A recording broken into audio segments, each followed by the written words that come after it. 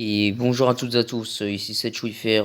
Aujourd'hui, on se retrouve sur une petite vidéo sur Battlefield 1. Voilà, donc en fait, le problème c'est que là, je suis actuellement absent pour des raisons personnelles. Je ne peux pas faire de vidéo, donc j'essaie de faire au maximum. Donc là, c'est pour ça que je publie une petite vidéo pas très longue en fin de compte. Voilà.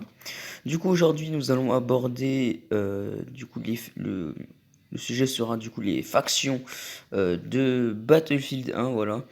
Donc aussi, je vous montrerai les opérations aussi, genre qui sera contre qui, etc. Voilà. Du coup, en première faction, nous avons l'Empire austro-hongrois. Voilà, donc selon moi, c'est une vraiment bonne faction. Moi, j'adore le style des soldats, etc. Franchement, je trouve ça vraiment cool. Après, nous avons la faction allemande, voilà. Donc là, pareil aussi, enfin l'Empire allemand. Oui, du coup, là aussi, c'est une faction que j'adore. Voilà. De toute façon, l'Autriche et l'Allemagne, enfin, l'Austro-Hongrie et l'Allemagne, ouais, j'aime bien. Après, du coup, en faction, nous avons l'Italie. Donc là, une faction que j'aime un peu moins. Les tenues sont un peu moins stylées. Enfin, voilà, les maps dans laquelle joue cette faction, bah, c'est pas non plus si génial, voilà.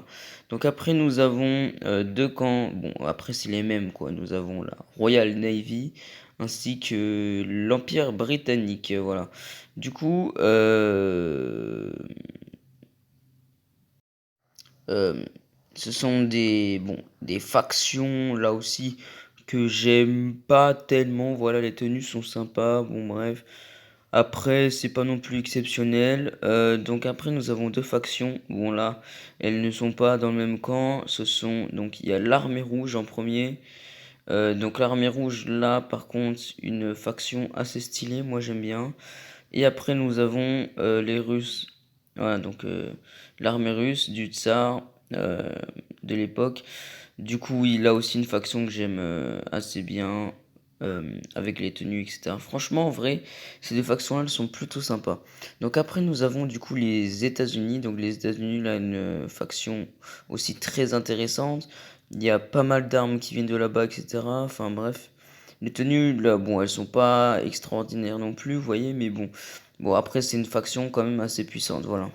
Du coup, après, nous avons l'Empire Ottoman. Donc, l'Empire Ottoman, là, par contre, franchement, je kiffe cette faction. euh, Parce que, bon, après, cette faction joue généralement, en fait, dans les maps désertiques. Et moi, faut savoir que j'aime pas mal les maps désertiques, voilà. Et donc, voilà.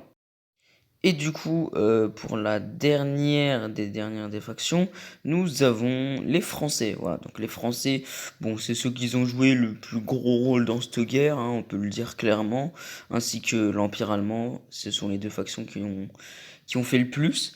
Voilà.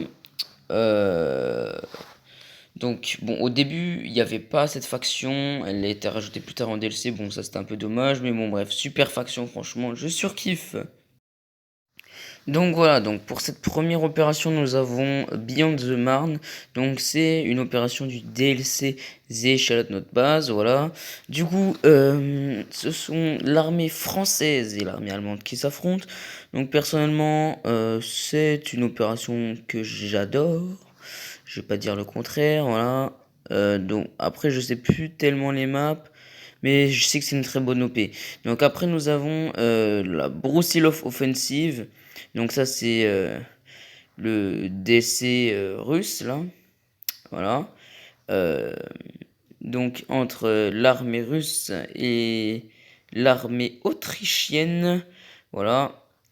Donc bon, après, ça, c'est une OP que j'aime un peu moins. Du coup, après, nous avons euh, Conquer Earl. Voilà. Donc ça c'est bon le jeu de base.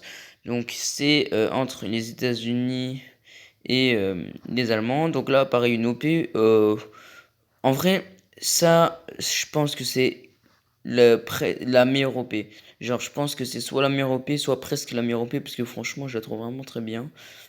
Alors que pourtant elle est dans le jeu de base et même pas dans le DLC donc c'est cool. Donc après nous avons le Devil's Anvil. Donc là pareil le DLC The Shall Not Pass entre les Allemands et les Français. Donc là pareil aussi une OP super cool. avec des maps plutôt sympas, enfin bref, voilà. C'est vraiment cool. Donc après, nous avons Gallipoli, donc c'est le DLC Turning Rides. Voilà, donc entre, oui, entre l'Empire ottoman et les Anglais. Donc là, franchement, ce DLC, je l'adore. En vrai, c'est vraiment un gros DLC super sympa. Voilà, donc franchement, j'étais vraiment content de ce DLC. Voilà. Donc après, nous avons l'opération Iron Walls. Donc entre les Italiens et les Autrichiens. Donc là, bon, par contre, c'est une opération que j'aime pas du tout. Voilà, bon, on va le dire clairement et rapidement. Voilà, donc après, nous avons Kaiserschleich, ouais, je sais pas comment on prononce. Donc après, voilà, donc là-dedans, il y a les Allemands et les Anglais aussi. Donc ça, c'est dans le jeu de base. Là aussi, franchement, l'une des meilleures OP, super OP. Enfin, franchement, j'ai vraiment bien aimé cette OP-là. Après aussi, une autre OP, là, Wild of Empires. Donc ça c'est entre les Anglais et les Ottomans, donc ça j'aime un peu moins. Bon après là c'est une OP dans le désert. Bon après franchement moi j'aime bien les maps dans le désert mais bon ces maps là elles sont pas non plus extraordinaires. Donc après enfin la dernière OP c'est entre l'armée rouge et l'armée russe. Donc là une OP scénaristiquement elle est vraiment super cool à jouer. Mais bon après les maps sont pas extraordinaires, ce sont des maps dans la neige, voilà. Donc les gars, j'espère que cette vidéo vous aura plu. N'hésitez pas à liker, commenter, partager. Et surtout les gars, je vous dis un gros salut à tous et à tous. C'était Chouifer. Ciao!